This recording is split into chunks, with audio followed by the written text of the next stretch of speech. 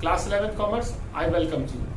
आज के इस बिजनेस स्टडी के वीडियो में हम chapter second forms of business organization continue रखेंगे और आज का टॉपिक होगा हमारा types of partnership firm. Types of partnership firm का क्लासिफिकेशन 2 बेसिस पर किया जाता है। पहला बेसिस है on the basis of time period और ड्यूरेशन, और सेकंड बेसिस है आपका on the basis of liability of members और पार्टनर्स। तो स्टार्ट करते हैं। तो on the basis of duration और टाइम पीरियड जो पहला काइंड है आपका पार्टनरशिप का, that is partnership at will. Will का मतलब बच्चों यहाँ पर है डिजायर, इच्छा जो होगी आपकी। तो जो पार्टनरशिप एट विल होती है, this type of partnership are formed for indefinite period. Indefinite period तक ये पार्टनरशिप फर्म फॉर्म्ड की जाती है।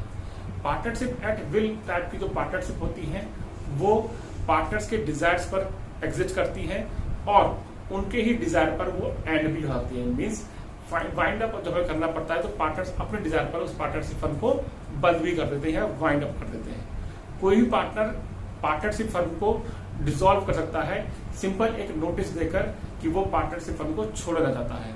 तो जो पार्टनरशिप एट विल होती है वो पार्टनर्स के डिजायर पर चलती है और इनडेफिनिट पीरियड तक। कभी भी वो पार्टनरशिप फर्म एंड हो सकती है, उसका टाइम पीरियड कोई हमें पता नहीं रहता है। तो जब पार्टनर्स का मन होता है तब वो उस पार्टनर्स को स्टार्ट कर सकते हैं, और जैसे ही पार्टनर्स का मन नहीं हुआ या उन्हें लगता है कि अब बिजनेस को नहीं करना चाहिए तो उस पार्टनरशिप फर्म को वो एंड भी कर सकते हैं अपने डिजायर के अकॉर्डिंग। सेकेंड है इसमें fixed period partnership. Fixed period partnership जो होती है कि लिमिटेड टाइम पीरियड तक एग्जिस्ट करती है, से 3 इयर्स, 5 इयर्स और 10 इयर्स, कि वो पहले ही डिसाइड कर लेंगे पार्टनरशिप फर्म को फॉर्म करते समय कि हमने ये पार्टनरशिप फर्म कितने टाइम पीरियड तक चलानी है, जैसे कि 5 इयर्स तक। और जैसे ही आपके 5 इयर्स कंप्लीट होंगे तो after the completion of 5 years और या after the expiry of 5 years, that type of या fix type of partnership firm get automatically end. ये पार्टनरशिप आपकी फर्म जो है वो ऑटोमेटिकली एंड हो जाएगी, खत्म हो जाएगी, बंद हो जाएगी। ठीक है, तो जैसे टाइम पीरियड कंप्लीट होगा तो आपकी पार्टनरशिप फर्म क्या हो जाएगी, एंड हो जाएगी। नेक्स्ट है आपका पर्टिकुलर पार्टनरशिप। पर्टिकुलर पार्टनरशिप का मतलब है किसी स्पेशल प्रोजेक्ट के लिए या किसी स्पेशल वेंचर के कंप्लीट करने के लिए जो पार्टनरशिप फर्म डिजायर की बनाई गई होती है उनको कहते हैं पर्टिकुलर पार्टनरशिप। जैसे ही वो वेंचर या प्रोजेक्ट कंप्लीट होता है तो ऑटोमेटिकली ये पार्टनरशिप आपकी फर्म एंड हो जाती है। तो प्रोजेक्ट के एंड होते ही वो पार्टनरशिप फर्म कर जाएगी आपकी एंड हो जाएगी। सपोज कीजिए कि एक कॉन्ट्रैक्ट मिला जिसमें एक ब्रिज बनाना था, फ्लाई ओवर बनाना था। तो फ्लाई ओवर बनाने के लिए 3 पार्टनर्स हैं, सबको राम, श्याम, मोहन। इन्होंने एक पार्टनरशिप करी कि हम मिलकर ये ब्रिज या फ्लाई ओवर बनाएंगे। तो जैसे ही वो ब्रिज या फ्लाई ओवर कंप्लीट होगा, अब वो कितने टाइम पीरियड में भी कंप्लीट हो, तो जैसे ही कंप्लीट होगा वो पार्टनरशिप फर्म वहां पर क्या हो जाएगी, एंड हो जाएगी, क्योंकि आपका पर्टिकुलर जो प्रोजेक्ट था वो क्या हो गया, कंप्लीट हो गया। अब सेकंड बेसिस पर आते हैं बच्चों, on the basis of liability of members, की जो लायबिलिटी होती है मेंबर्स की, उस बेसिस पर कि पार्टनरशिप का डिवीजन क्या होता है या डिफरेंस क्या होता है। तो पहला है आपका जनरल पार्टनरशिप। जनरल पार्टनरशिप के अंदर जितने भी पार्टनर्स होंगे या मेंबर्स होंगे फर्म के अंदर, उन सबकी लायबिलिटी क्या होगी, अनलिमिटेड होगी। ठीक है, अनलिमिटेड का मतलब है कि जब आपके फर्म के डेट्स ज्यादा हो जाते हैं फर्म की एसेट से, at that time firms assets are not sufficient to pay the debts of the firm. तो at that time whenever the partners liability is unlimited, then their personal assets, उनकी personal assets का इस्तेमाल किया जाता है उन dates या उन कर्जों को पूरा करने के लिए। तो जनरल पार्टनरशिप के अंदर जितने ही पार्टनर्स होते हैं उन सबकी लायबिलिटी कैसी होती है, अनलिमिटेड। तो अनलिमिटेड लायबिलिटी का मतलब है कि यहाँ पर फर्म के डेट्स को पूरा करने के लिए पार्टनर्स की पर्सनल एसेट्स और पर्सनल प्रॉपर्टी का भी इस्तेमाल किया जाता है अगर फर्म के एसेट्स कम पड़ जाते हैं। सेकेंड काइंड है आपका limited liability partnership. Limited liability partnership के अंदर जितने भी पार्टनर्स होंगे उन सबकी लायबिलिटी लिमिटेड होगी एक्सेप्ट 1, केवल एक को छोड़कर। मींस सारे 5 पार्टनर हैं तो 4 पार्टनर की तो लायबिलिटी लिमिटेड है, लेकिन एक पार्टनर की लायबिलिटी कैसी होगी, अनलिमिटेड होगी। तो अनलिमिटेड लायबिलिटी का कंसेप्ट वही वाला चलेगा कि पर्सनल एसेट्स में इस्तेमाल होगी फर्म्स के डेट्स को पूरा करने के लिए। This type of partnership not popular in India. India के अंदर जितनी फर्म होती है वो सब फर्म कैसे होती है, जनरल पार्टनरशिप वाली। ठीक है, ये इनेक्ट हुआ था एक्ट लिमिटेड लायबिलिटी पार्टनरशिप जो आई थी वो 2008 में आई थी इंडिया के अंदर, लेकिन ये अब इंडिया के अंदर कंसिडर नहीं की जाती है। केवल इंडिया के अंदर जो कंसिडर पार्टनरशिप होती है दैट इज जनरल पार्टनरशिप।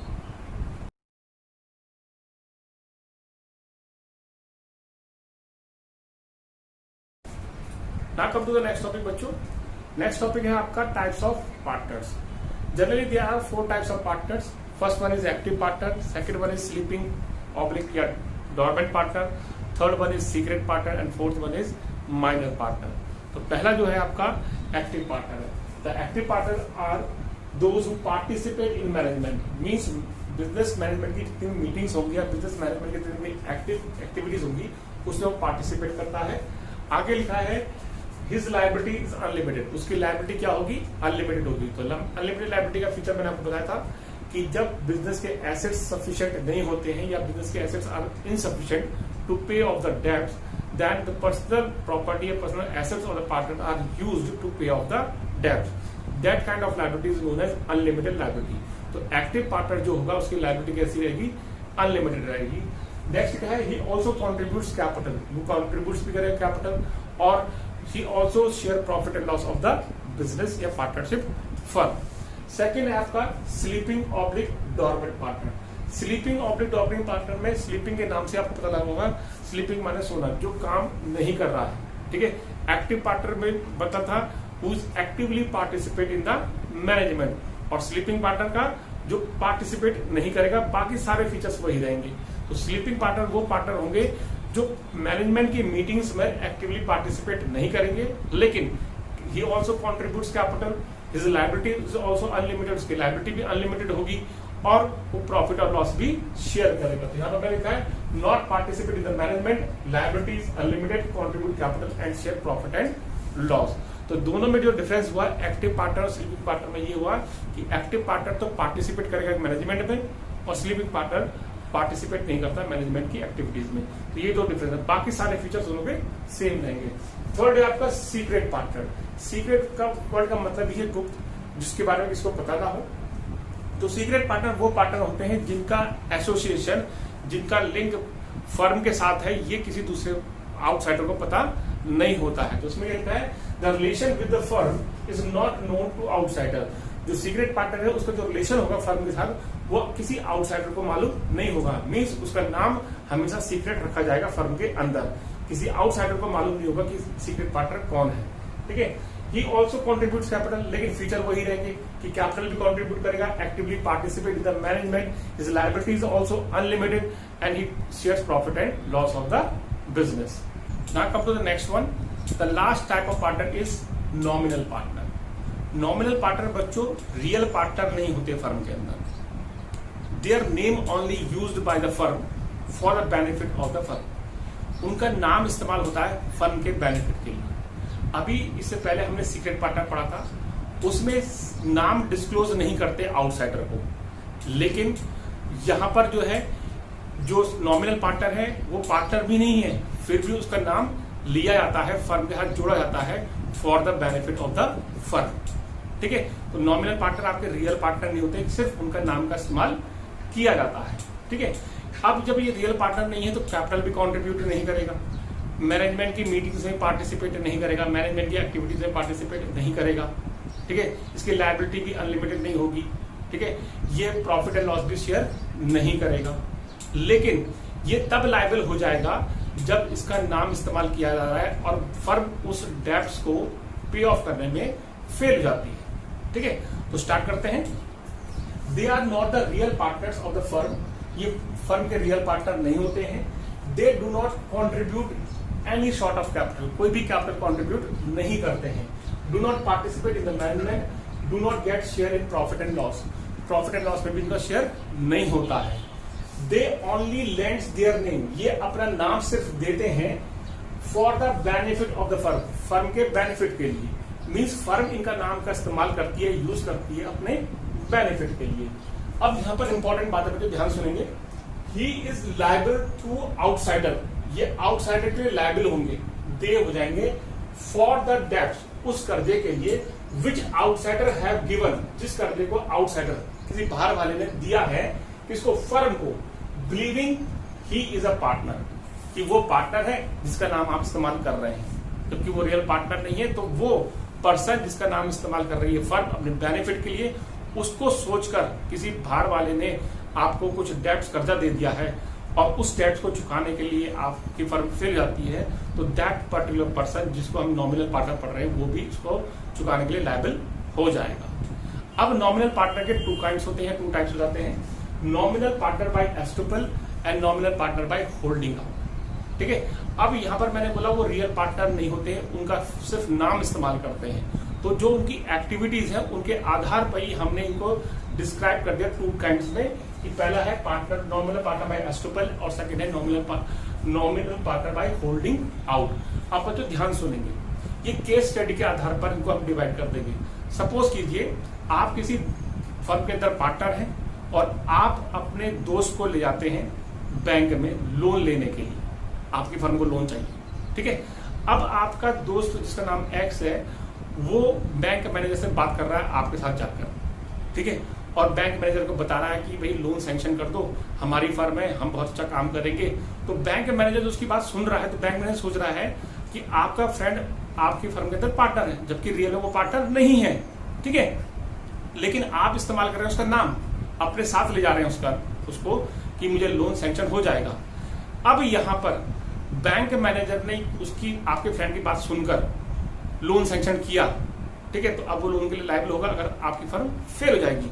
तो यहाँ पर बैंक मैनेजर क्या सीख रहा है कि आपका जो फ्रेंड है वो अपनी एक्टिविटी से, अपने एफर्ट से या अपने बोलचाल से ये शो कर रहा है कि वो एक पार्टनर है। तो at that time that your friend is consider as nominal partner by estoppel, क्योंकि वो अपनी वर्किंग से, अपने वर्ड से बता रहा है, ये दिखा रहा है कि वो भी एक पार्टनर है फर्म का, लोन सैंक्शन कर दीजिए। ठीक है, एक कंडीशन तो होगी, यहाँ पर पार्टनर कहलाएगा नॉमिनल पार्टनर बाय एस्टुपल। अब सपोज कीजिए आपका फ्रेंड जब बात कर रहा है बैंक मैनेजर के पास गया है, अब बैंक मैनेजर पूछ रहा है कि क्या आप पार्टनर है इस फर्म के अंदर। ठीक है, आप इस फर्म के अंदर पार्टनर हैं।